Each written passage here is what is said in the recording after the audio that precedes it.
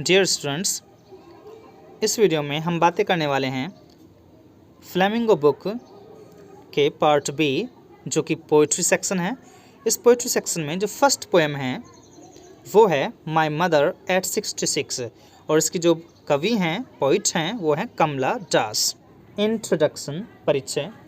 दो ageing is a natural process, हालांकि उम्र बढ़ना एक प्राकृतिक प्रक्रिया है। Yet the fear of separation, फिर भी बिछड़ने का जो डर होता है, फ्रॉम योर लव्ड, जो आपके प्रिय लोग होते हैं, एंड नियर वंस, या फिर जो आपके सगे संबंधी होते हैं, इज़ वेरी पेनफुल, ये बड़ा कष्टदायी होता है। The poem talks about the feeling of loneliness, कि जो पोएम है वो बातें करती है अकेलेपन की भावनाओं के बारे में। दैट एज्ड पीपल एक्सपीरियंस, और इस भावनाओं का, इस चीज़ का एक्सपीरियंस जो एज्ड पीपल होते हैं, जो बुजुर्ग लोग होते हैं, वो करते हैं। And the feeling of guilt, और अपराध की भावना का, विच देयर ऑफ स्प्रिंग, उनके बच्चे करते हैं। Experience for not being able to be with their parents in their old age, उनके बच्चे इस चीज़ का अनुभव करते हैं कि वो ओल्ड एज में, वृद्धावस्था में अपने पेरेंट्स के साथ नहीं होते हैं। The poem also explores the feelings of मेलनकली, की जो पोएम है ये दुख की भावनाओं को भी व्यक्त करती है, एंड पेन, और पेन की भी।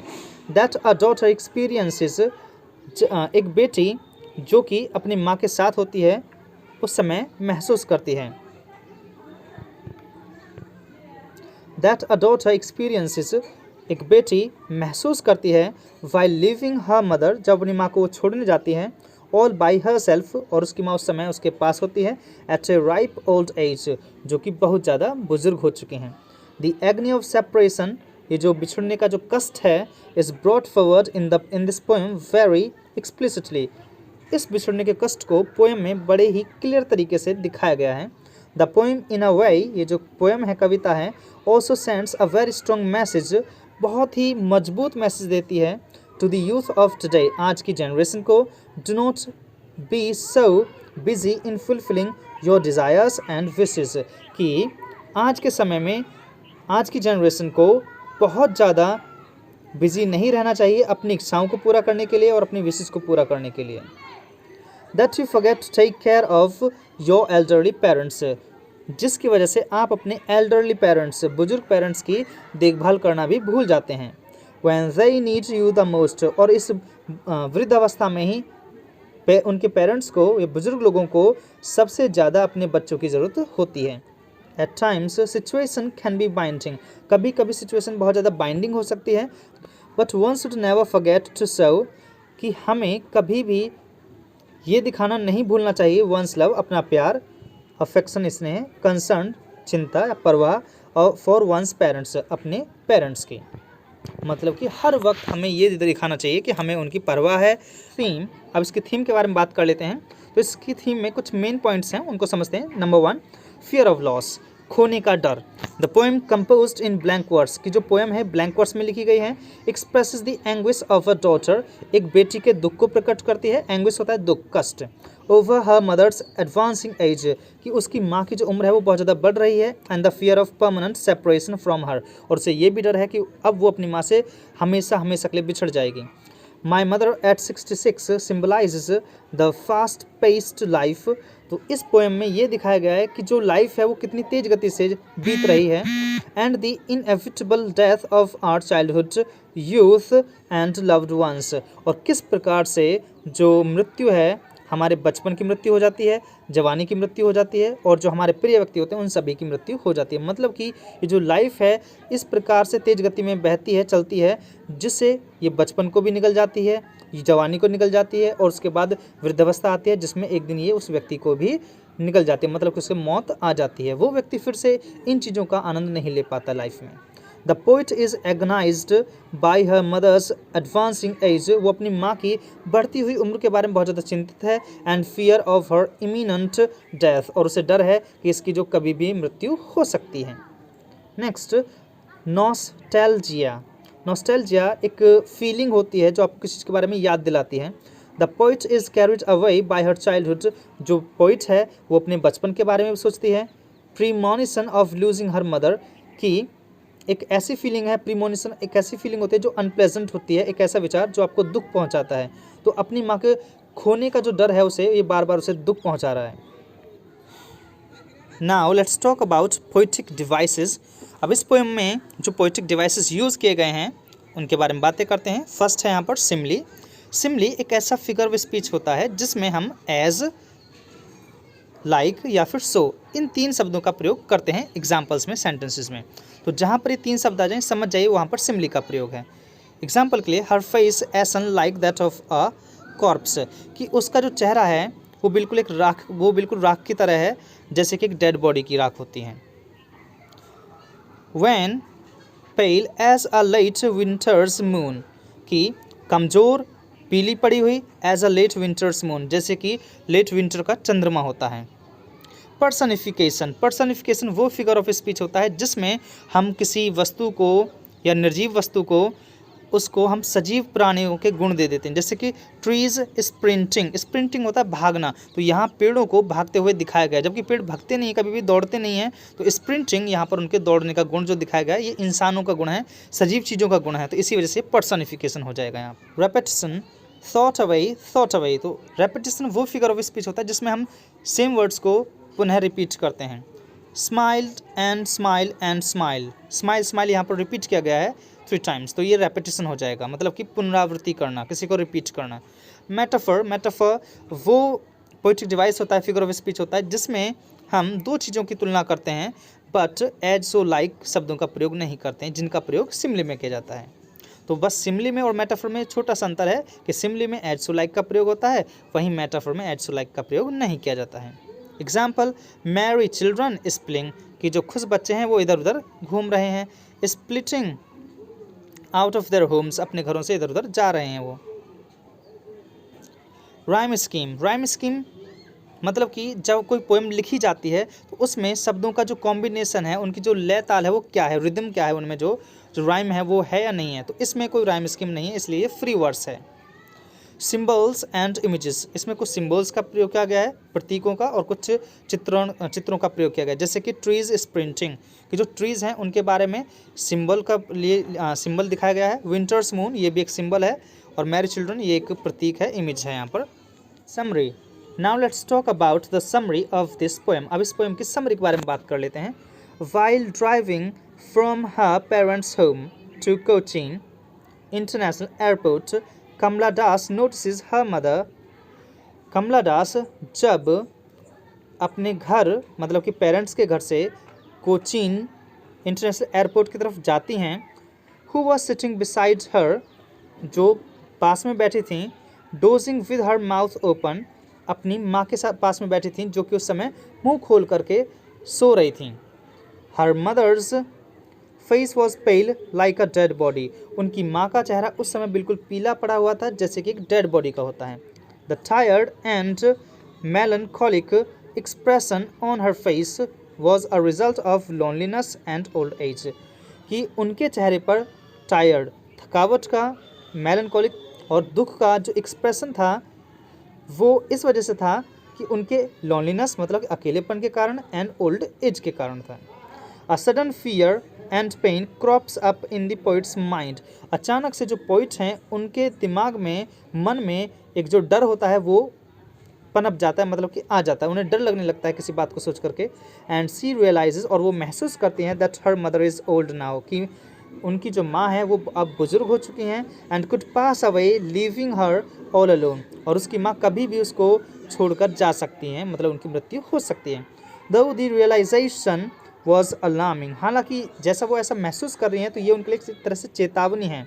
It was hard to accept, क्योंकि ऐसी बात को स्वीकार करना बहुत ही कठिन होता है कि कोई हमारा प्रिय व्यक्ति मर जाएगा।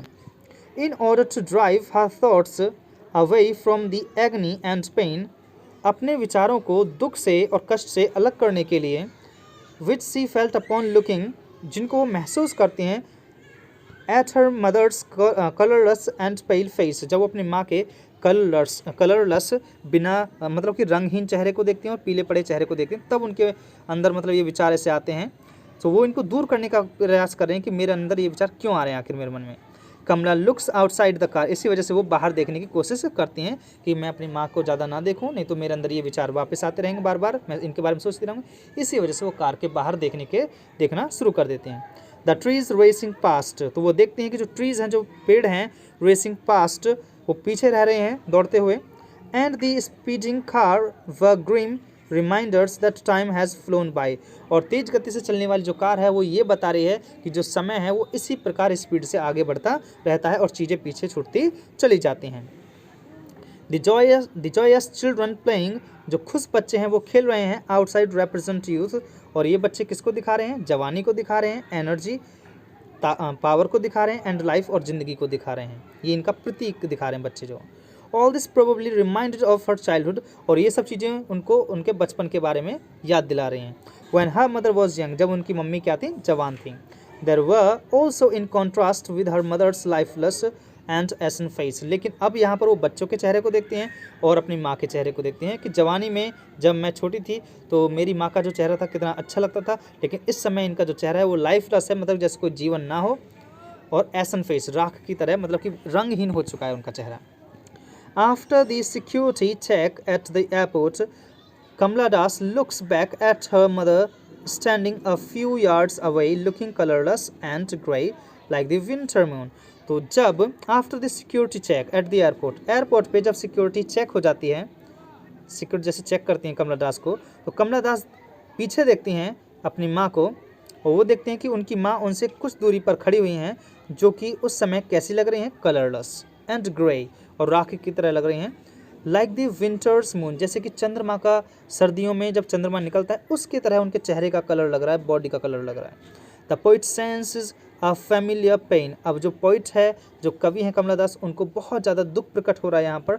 And her childhood fear of losing her mother, और उनका जो बचपन का डर था कि एक दिन मैं अपनी माँ को खो दूंगी, मेरी माँ मेरे से दूर चली जाएगी, ये अब उनको बार बार सता रहा है।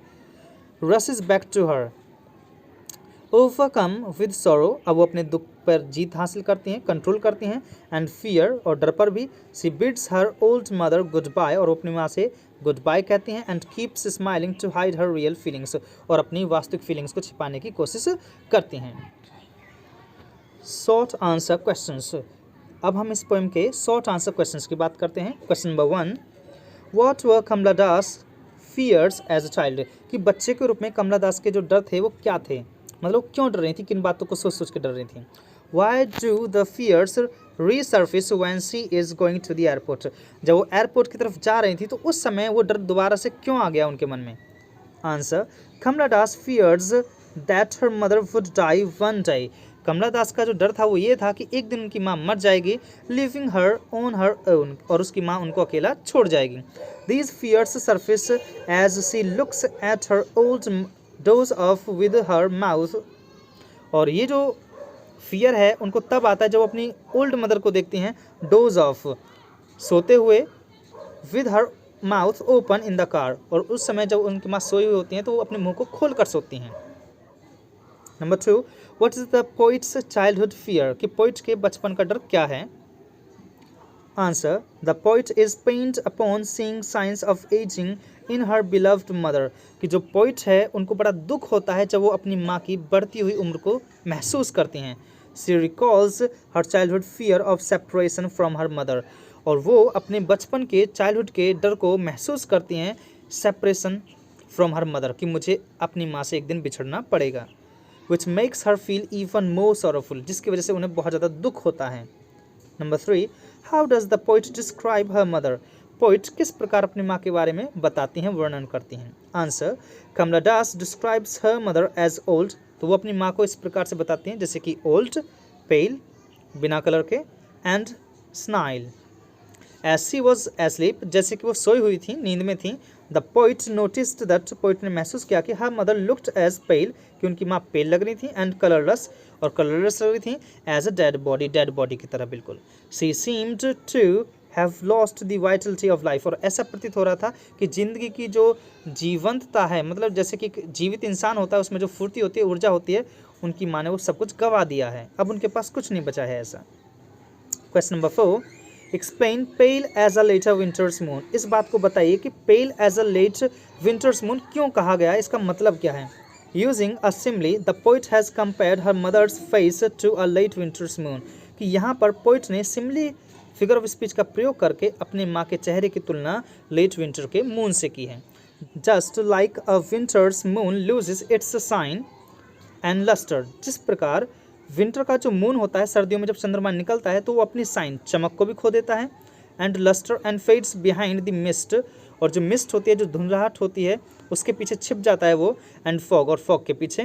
Poets mother too has lost vitality, इसी प्रकार जो पोइट की मदर है उन्होंने भी जिंदगी की जो एनर्जी भरी जो लाइफ है उसको गवा दिया है, वाइटलिटी को गवा दिया है। अब वो जैसा अपनी जवानी में वर्क कर सकती थी, अब वो ऐसा नहीं कर सकती हैं, और ना ही अब उनकी बॉडी इस प्रकार से दिखती है, लगती है।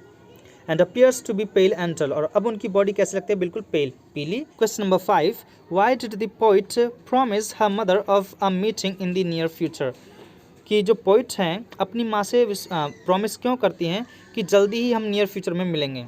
Answer, the poet was doubtful of seeing her mother again, क्योंकि पोइट को शक था कि वो अपनी माँ से पुनः मिल पाए या फिर ना मिल पाए।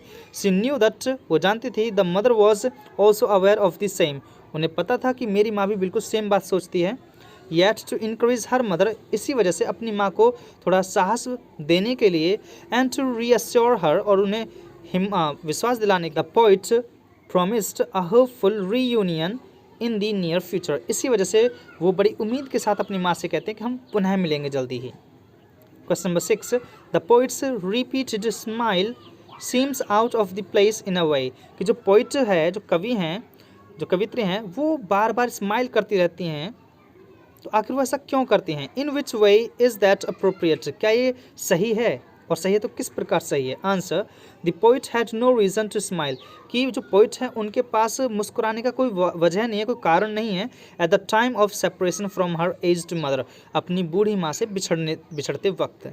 सी वॉज डीपली डिस्ट्रेस्ड, जबकि वो तो बहुत ज़्यादा दुखी हैं, एंड पेंट मिस, कष्ट है उनको, to separate from her mother, कि मुझे अपनी माँ से बिछड़ना होगा, व्हेन सी वॉज सोल्ड, जब वो बहुत ज़्यादा बुजुर्ग हो जाएंगे। Yet to make the mother feel there is nothing to worry about, फिर भी अपनी माँ को ये फील कराने के लिए कि कोई चिंता वाली बात नहीं है, the poet attempt to be cheerful, वो कोशिश करती हैं प्रसन्न होने की, and reassured her by an extended smile, और इसी वजह से बार बार वो उसको स्माइल करती रहती हैं। Number 7, Y does the poet look at her mother again, कि जो पोइट हैं, जो कवि हैं, वो अपनी माँ को पुनः क्यों देखती हैं। Answer, the poet looks at her mother again for the last time, क्योंकि वो उन्हें अंतिम बार देख रहे हैं, to reassure her self that, ये विश्वास दिलाने के लिए कि जो उनकी माँ है इज़ वेल, वो ठीक है। The fear of losing her mother seems to have, और उनकी माँ को जो खोने का डर है, have resurfaced inside the poet, ये पोइट के जो मन में बैठ जाता है। And to instil hope she promises to see her again, और वो अपनी माँ से ये वादा करते हैं कि मैं आपको पुनः जल्दी ही मिलूंगी। Number 8, what different images does the poet use to convey the idea of her mother's old age, कि जो पोइट हैं अपनी माँ की ओल्ड एज बताने के लिए वो किस प्रकार के इमेजेस का प्रयोग करती हैं। Answer, the poet compares her mother's wan, कि जो पोइट हैं अपनी माँ के कमज़ोर, पेल फेस और पीले पड़े हुए चेहरे की जो तुलना करती हैं, to a late winter's moon, late winter के मून से करती हैं, which is known to be faded and lustreless, जो कि मुरझाया हुआ होता है और बिना चमक के होता है। She also calls her face to be colourless, और वो अपनी माँ के चेहरे को ऐसा बताती हैं कि एक बिल्कुल कलरलेस हो चुका है, अब इसमें कोई रंग नहीं है। दैट ऑफ अ कॉर्प्स, जैसे कि कोई डेड बॉडी होती है, which symbolises lack of vitality and life, कि जो एक व्यक्ति का मृत शरीर होता है उसमें किसी प्रकार की कोई हलचल नहीं होती है, और उसमें कोई भी, ना उसकी स्किन अच्छी लगती है ना ही कुछ भी, तो उसमें कोई लाइफ नहीं होती है। तो इसी प्रकार उसकी माँ का जो फेस है वो बिल्कुल ऐसा ही लग रहा है। सी लेटर यूज इमेजेस, बाद में वो कुछ इमेजेस का प्रयोग करती हैं, लाइक स्प्रिंटिंग ट्रीज, जैसे कि sprinting trees, and children is playing in stark contrast, और जो बच्चे हैं उनके बारे में बताती हैं, with her mother who lacks energy, और वो ये दिखाती हैं कि जो माँ है उनकी माँ में बिल्कुल भी एनर्जी नहीं है, ना कोई अब जवानी वाली बात है उनकी, नहीं, ये लाइफ उनके पास बची है, जबकि जो बच्चे हैं उनके पास जवानी भी है, उनके पास एनर्जी भी है, और उनके पास लाइफ भी है अभी जीने के लिए। Number 9, what kind of pain does Kamala Das feel in my mother at 66, कि ये जो पोएम है माई मदर एट 66, कमला दास किस प्रकार का जो पेन है उसको फील करती हैं? Answer, when she sees her old mother napping beside her. जब कमला दास अपनी माँ को, अपनी बूढ़ी माँ को अपने पास लेटे हुए देखती हैं, सोए हुए देखती हैं, कमला दास चाइल्डहुड फियर्स रिसर्फेस, तो उनके बचपन का जो डर है वो दोबारा से उनको महसूस होने लगता है। The realisation that her mother's death may be forthcoming is painful to her. जब वो ये महसूस करते हैं कि आने वाला जो समय है उसमें उनकी माँ की मृत्यु हो सकती है, तो ये जो बात है ये उनके लिए बड़ी पेनफुल होने वाली है। Question number 10, why are the youngsters described as springing? कि जो यंगस्टर्स हैं उनको स्प्रिंगिंग की तरह क्यों बताया गया है? Youngsters are described as springing, कि जो यंगस्टर्स हैं उनको स्प्रिंग की तरह बताया गया है as they are full of life, क्योंकि वो ज़िंदगी से भरे हुए हैं। मैरी चिल्ड्रन, जो खुश बच्चे हैं, प्रसन्न बच्चे हैं, वर जॉयफुल, वो बड़े खुश हैं। Coming out in numbers from their house, जो बहुत सारी संख्या में अपने घर से बाहर खेल रहे हैं, निकल के आ रहे हैं। And were a contrast to her still mother, तो ये अपनी माँ की तुलना उन बच्चों से करें कि ये बच्चे अपनी लाइफ का एंजॉय करें, जबकि उनकी जो माँ है इस समय केवल उनके पास लेटी हुई हैं और उनको किसी भी प्रकार की हलचल वो नहीं कर रही हैं। Beside her in the car. 11, having looked at her mother, अपनी माँ को देखने के बाद, why does Kamala Das look at the young children, तो फिर वो जवान बच्चों को क्यों देखती हैं, छोटे बच्चों को क्यों देखती हैं? After having looked at her mother Kamala Das was in pain, जब वो अपनी माँ को देखती हैं तो उन्हें बड़ा कष्ट होता है। She had a fear of separation, उन्हें बिछड़ने का डर था। फ्रॉम हर मदर, अपनी माँ से।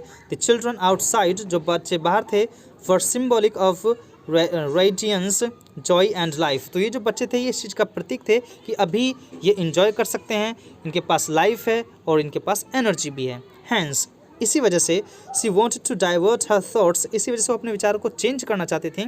फ्रॉम हर एजिंग मदर, वो अपनी माँ से अपने मन को हटा करके उन बच्चों की तरफ लगा रहे हैं और कुछ अन्य बातें सोच रही हैं वहाँ पे। Question number 12, in the last line of the poem की अंतिम लाइन में, my mother at 66, why does the poet use the word smile repeatedly, कि पोइट्स ने ये जो स्माइल वर्ड है रिपीटेडली क्यों यूज़ किया है?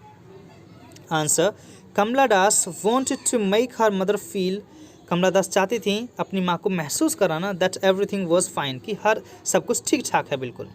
सी wanted her to believe that, वो चाहती थी कि उसकी माँ को ये विश्वास आ जाए, दे वुड मीट सून, कि वो जल्दी ही मिलने वाले हैं।